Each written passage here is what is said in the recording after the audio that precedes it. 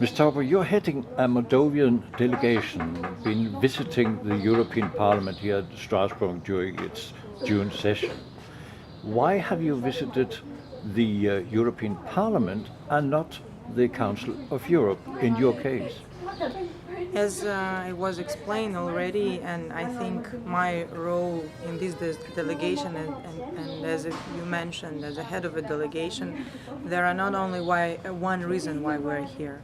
First, of course, and the most important for us is to announce and to give the information to the members of European Parliament about the case of Mr. Shor, which is already ongoing for 1 year, and we really, with the colleagues, we really don't know what to expect in future from this case. But as it is in our mind, and according to our opinion, it is a political case, and taking into the account that I'm representing the political party, Being the being president. vice president of Shor political party. Of course, we think that first of all we should explain and we should inform the European Parliament about this. And then second step, as you mentioned, we're not telling that this is first and last.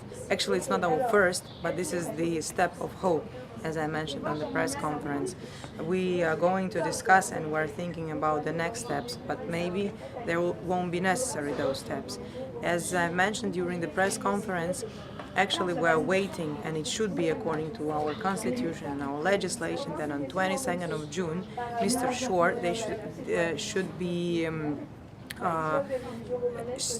he shouldn't, starting with 22nd of June, without any proofs and without any evidences, actually the authorities should let go Mr. Shor, what we are actually hoping for. But in the meantime, as we're waiting many surprises and how we're calling our country as a wonderland, the new case or the new reasons can be invented why he wouldn't be let gone. But forgive me for interrupting you and stick to my question.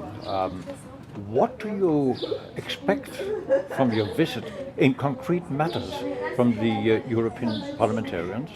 Yes, that's what actually I wanted to continue with, that first of all, we are talking about Mr. Shor's case. Secondary, being a young, quite ambitious, and a modern party which really want to change something in our country.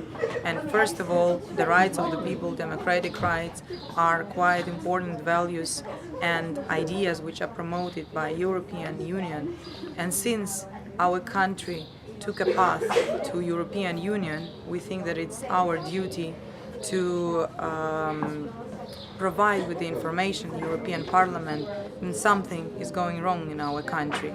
And European Parliament should know about the things that are going on in the country, which is meant to become a member of the European Union. Hopefully one day, but you know, So- you're not the only case in Moldova. I understand, of course, but what I wanted to tell is that here, as an example of Mr. Shor case, we really want to inform the European society about the situation that is going on in Moldova. And we're thinking now not only about us and not only about leaders, but we're thinking about tens of thousands of people whose rights are violated every day. And we really hope that on his example, the European Parliament and the members of the European Parliament will pay attention on the problems in the Moldovan justice. So if to generalize what I wanted to answer to you is why we're here, not only because Mr. Shor's case, but we're a political country and we're thinking about the future of our country. So of course our duty is to inform in time and to try to do something with the issues that can prevent our country probably from being a member of the European Union. But we are talking about a case whereby financial transaction, business questions are deeply involved. That's the main accusation against your party leader. that something has went wrong. How are you going to avoid that you live in a country where these things are happening, that the system is maintaining and putting people behind either bars or in house arrest in the future? It is very complicated for me, I think, now, if I understood in the right way your question. Of course, as a party, we are doing everything in order to, we hope that, and in 2018, we're going to participate in the parliamentarian elections. Now, without having any administrative powers, only we are, let's say, Ilan is conducting the city of Orhei. We really don't feel that we are having possibilities to change something, even though we're attending. But what we can do is to, maybe what I told already, to inform the whole world and the whole Europe about the things that are going on in our country.